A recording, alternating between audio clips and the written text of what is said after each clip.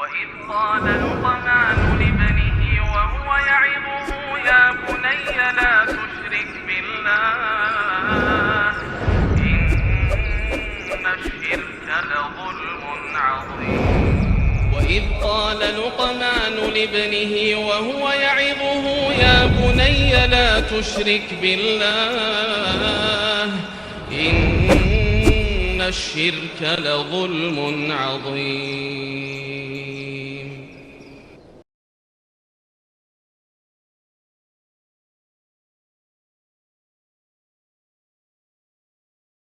Kita sudah sampai pada poin yang ketujuh, di mana seorang pendidik hendaklah dia membekali dirinya dengan ilmu yang bermanfaat dan ilmu metode dalam memberikan tarbiyah ataupun pendidikan pada anak-anak. Ikhwah rahimanallah wa iyyakum, sebagaimana yang pernah kita pelajari bahwasanya dalam metode pendidikan maka prinsip-prinsip dasarnya harus diambil dari Al-Quran dan Sunnah Rasulullah Sallallahu Alaihi Wasallam. Ya, prinsip-prinsip dasarnya harus diambil dari Quran dan Sunnah Rasulullah Sallallahu Alaihi Wasallam. Adapun teknisnya, apakah dia cara penyampaian atau penggunaan alat menggunakan teknologi dan lain-lainnya, itu tergantung bagaimana kemampuan seorang pendidik untuk menggunakannya. Ada ya metode dalam menyampaikan dan apa yang terkait dengan cara penyampaian, mentransfer ilmu yang mungkin bisa diambil dari pengalaman-pengalaman yang bermanfaat, ya, itu bisa kita gunakan untuk mendidik anak kita. Dan tentunya untuk mengetahui ini semua, ya, kita butuh kita memerlukan memerlukan ilmu, ikhwah rahimanallah wa iyyakum. Ya, kita memerlukan ilmu. Tentunya terutama terkait dengan masalah prinsip-prinsip dasar dalam mendidik anak. Ada hal-hal, ikhwah, di mana metode pendidikan itu sudah ditetapkan oleh syariat. Seperti bagaimana cara mendidik anak agar mereka mau sholat. Itu sudah ada metodenya dari hadis Rasulullah SAW. Demikian, ikhwah. Ya, jadi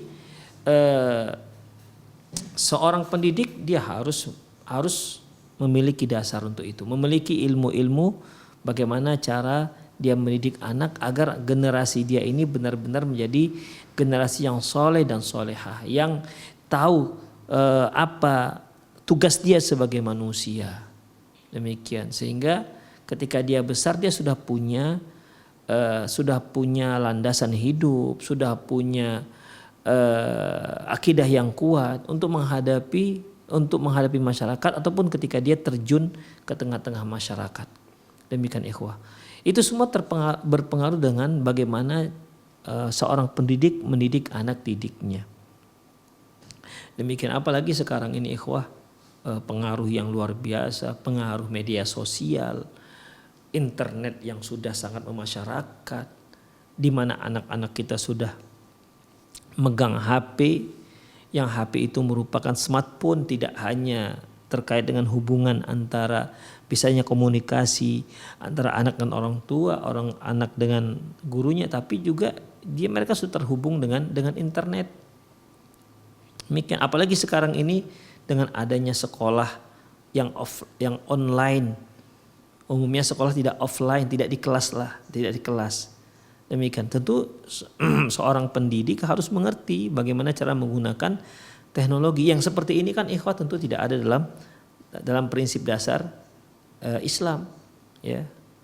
Oleh karena itu, sekali lagi, ikhwah, hendaklah kita banyak menuntut ilmu, mempelajari, bertanya, minta pengalaman. Karena bagaimanapun ketika seorang laki-laki menikah dengan seorang wanita, ini wanita punya karakter yang berbeda-beda.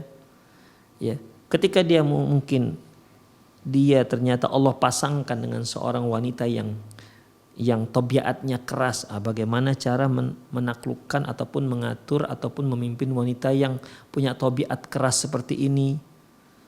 Demikian. Ya kita bisa kita bisa membaca, kita bisa bertanya. Nah, ketika dia mendapatkan seorang istri yang lembut, ya, lembut namun pemalas misalnya ya. Dia bisa mempelajari ini gimana caranya. Demikian. Atau seorang istri yang rajin, ya rajin, tapi saking rajinnya dia misalnya kurang perhatian dia kepada agamanya misalnya. Demikian ikhwah rahimanallah wa iyyakum. Jadi yang seperti ini nih bisa kita pelajari ikhwah, kita pelajari, kita tanya orang bagaimana caranya yang punya pengalaman dalam masalah ini. Itu istri. Ya ketika kita punya istri sudah hamil itu lain lagi cara pendekatan dan pendidikannya. Demikian hamil muda, hamil tua itu beda lagi ikhwah. Ketika kita punya anak, Masya Allah, beda lagi. Jadi kita itu memang dituntut harus terus belajar dan terus belajar. Ketika kita mendidik anak kita 1 tahun, beda nanti ketika dia sudah berusia 4 tahun, beda nanti lagi ketika dia sudah berusia remaja, beda lagi ketika dia sudah mulai dewasa, itu beda-beda ikhwah. Kita dituntut untuk mempelajari terus, belajar terus ikhwah rahimanallah wa iyyakum.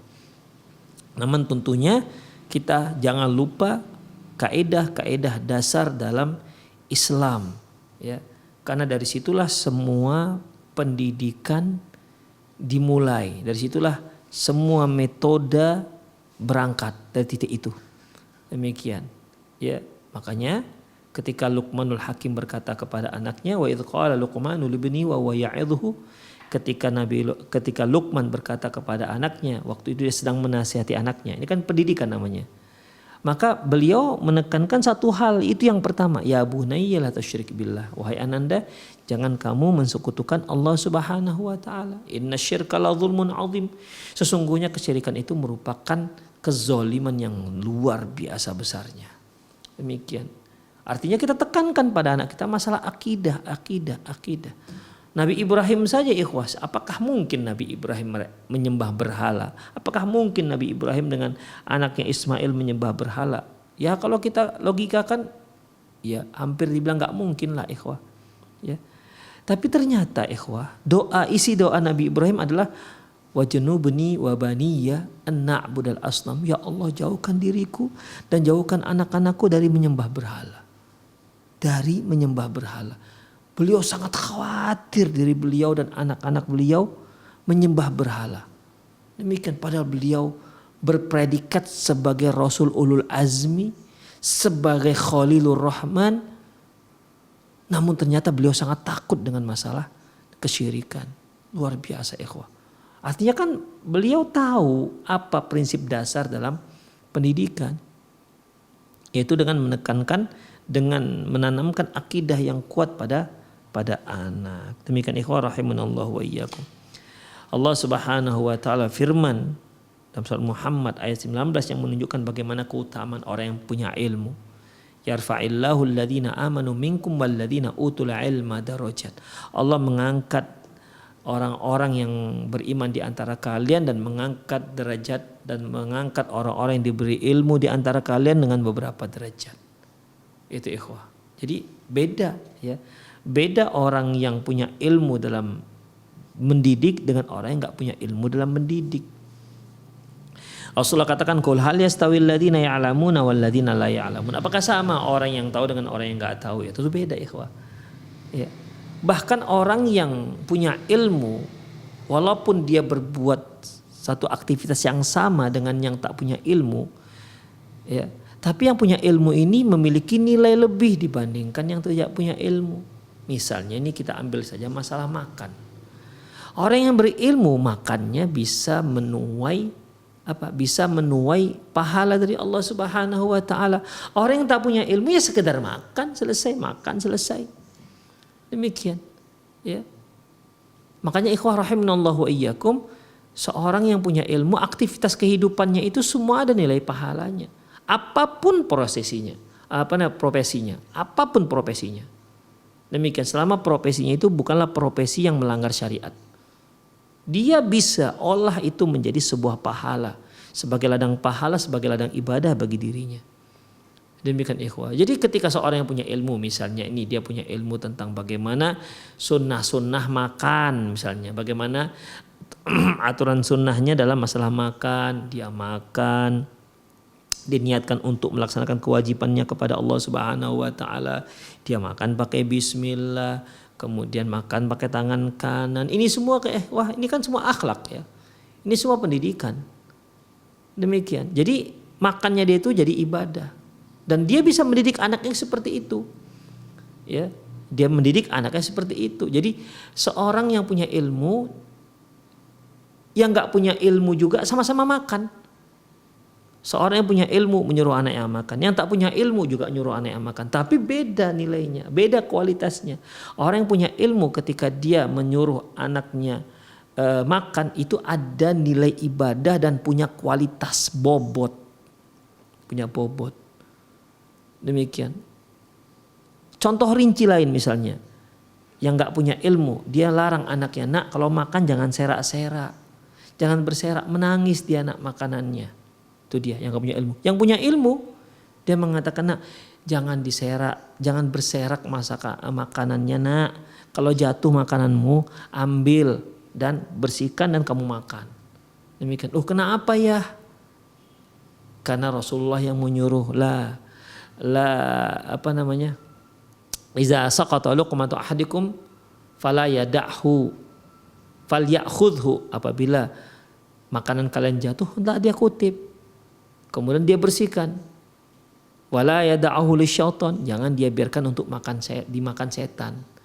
Demikian. Jadi yang ini ya si anak, berarti kalau saya makanannya jatuh saya biarkan sementara masih bisa saya makan, dengan saya bersihkan saya makan, berarti saya ngasih makan setan dong. Iya, yang ngasih tahu Rasulullah SAW. Tapi yang ini kan sekedar jangan nanti dia nangis, begitu aja, tidak ada nilai pahalanya ya, tidak ada nilai pahalanya. Demikian ikhwah, sama-sama kalau jatuh makan diambil, ini jatuh makanan diambil sama-sama, tapi ini nilai ibadahnya besar, ini nilai bobot itu luar biasa ketimbang yang ini. Dikarenakan apa? Ilmu tadi itu ikhwah ya, dikarenakan ilmu tadi itu. Makanya orang yang punya ilmu ketika dia mendidik anak, mereka bisa memberikan bobot yang beda dengan yang nggak punya ilmu. Sama-sama mendidik. Ya, sama-sama mendidik. Oleh karena itu seorang pendidik hendaklah dia at-tazawwud bil ulumin nafi'ah. Hendaklah dia bekali dirinya dengan ilmu-ilmu yang bermanfaat. Wa manahij tarbawiyatil 'aliyah, dan metode pendidikan yang tinggi. Dia tuntut ilmu itu, dia baca, dia dengar. Demikian ikhwah rahimani Allah wa iyyakum ya.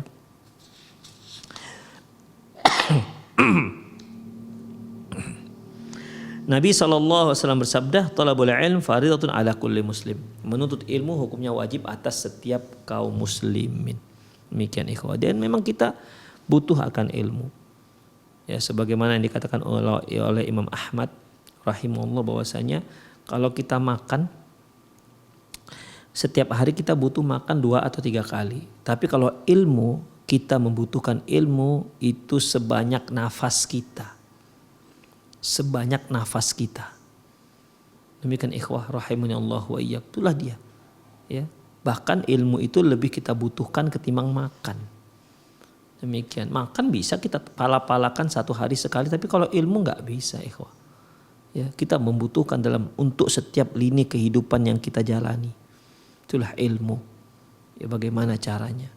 Makanya kita selalu diperintahkan untuk berdoa, ihdinas siratal mustaqim.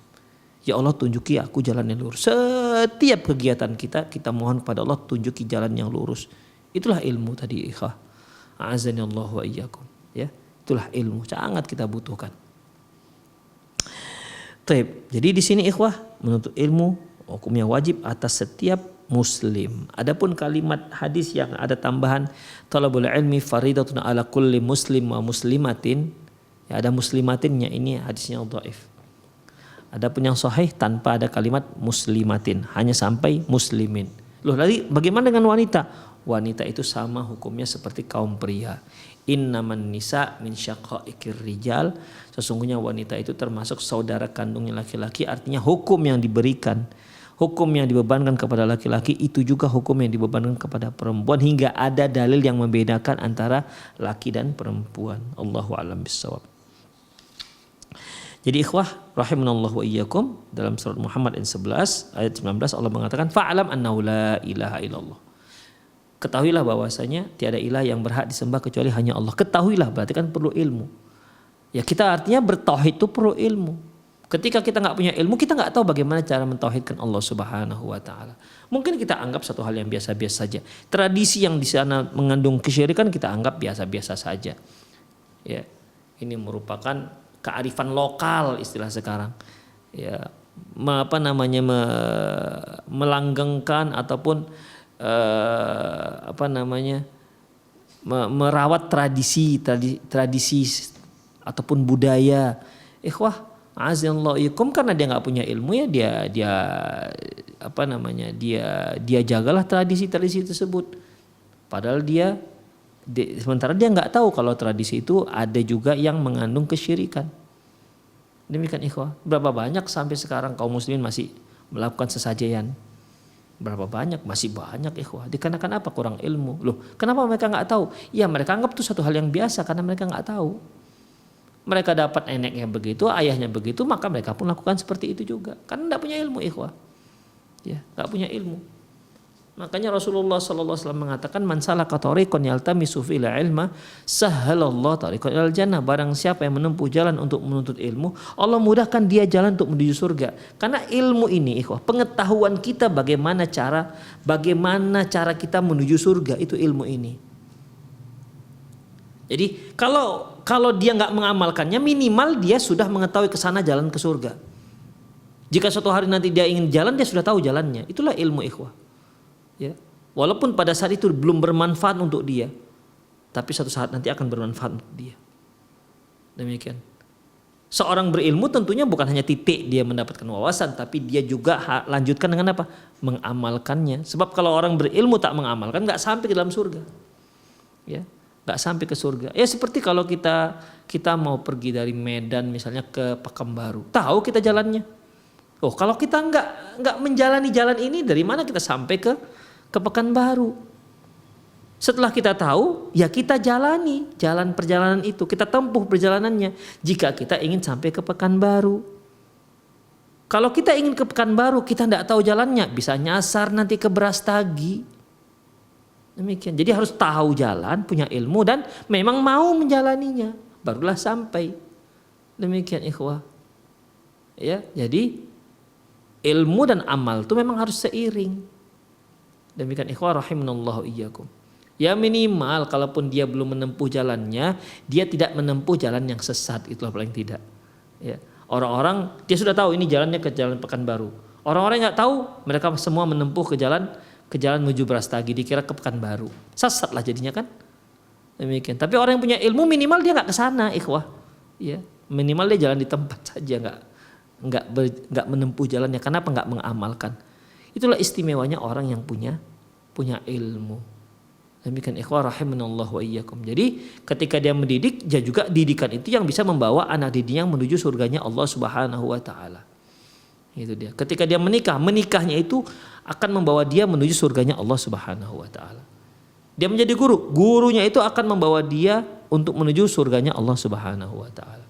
Dia punya anaknya ini akan membawa dia untuk menuju pada surganya Allah Subhanahu wa taala. Itu semua ikhwah. Itu semua dasarnya ilmu. Ya enggak punya ilmu bagaimana kita bisa tahu? Orang yang bertakwa harus sholat. Oh, bagaimana cara sholat? Kan harus punya ilmu. Nanti jangan-jangan dia tahiyat akhir duluan, baru kemudian ketika dia tahiyat akhir dia baca Al-Fatihah. Setelah itu dia takbir, kemudian ruku. Setelah dia tahiyat akhir dia nanti ruku. Habis ruku dia sujud. Habis sujud dia i'tidal. Kan kacau jadinya. Kenapa? Karena enggak punya ilmu. Demikian ikhwah. Jadi harus punya ilmu. Kita tuh butuh ilmu kata Imam Ahmad. Butuh ilmu sebanyak nafas kita. Demikian. Butuh ilmu sebanyak nafas kita. Makanya Sufyan Ats-Tsauri mengatakan, "Law istata'ta alla tahukka ra'sak illa bisunnah faf'al." Seandainya kalian tidak menggaruk kepala kalian yang gatal itu, yang sedang gatal, kecuali dengan metode sunnah, maka lakukan. Jadi lakukanlah. Kalau memang ada cara menggaruk kepala dengan cara sunnah, maka laksanakan dengan cara sunnah. Untuk mengetahuinya kan harus nuntut ilmu. Apa bisa kita sambil nongkrong-nongkrong di kafe, kongko-kongko, tiba-tiba hafal hadis 3 hadis? Enggak. Tiba-tiba kita hafal 2 ayat. Kan enggak bisa, ikhwah. Ya harus belajar. Al-ilmu bita'allum wal fiqhu bitafaqquh. Ilmu itu dengan cara belajar baru dapat. Fikih juga didapati dengan cara belajar fikih. Fikih didapati dengan cara belajar fikih, ilmu didapati dengan cara belajar. Itu sudah sunnah alam. Nggak bisa dia nengokin sinetron dari pagi sampai pagi tiba-tiba dia tahu ilmu. Nggak ada di situ, ikhwah. Demikian. Tiba-tiba dia sudah hafal 2 hadis. Dari mana caranya? Dari mana datangnya dia dapat itu? Jadi bagaimana, ikhwah? Ya dia belajar. Ya, belajar. Makanya setan tuh paling tidak suka kalau lihat orang belajar. Paling tidak suka. Ya, paling tidak suka. Makanya umumnya ada orang ngantuk dan tidur tuh di saat dia belajar agama. Demikian. Adapun kalau dia lagi dalam pesta, lagi konser, nggak ada yang ngantuk. Lagi nonton bola nggak ada yang ngantuk, jarang. Kalaupun ada satu-satu tapi jarang. Demikian ikhwah rahimani Allah wa iyyakum. Baik.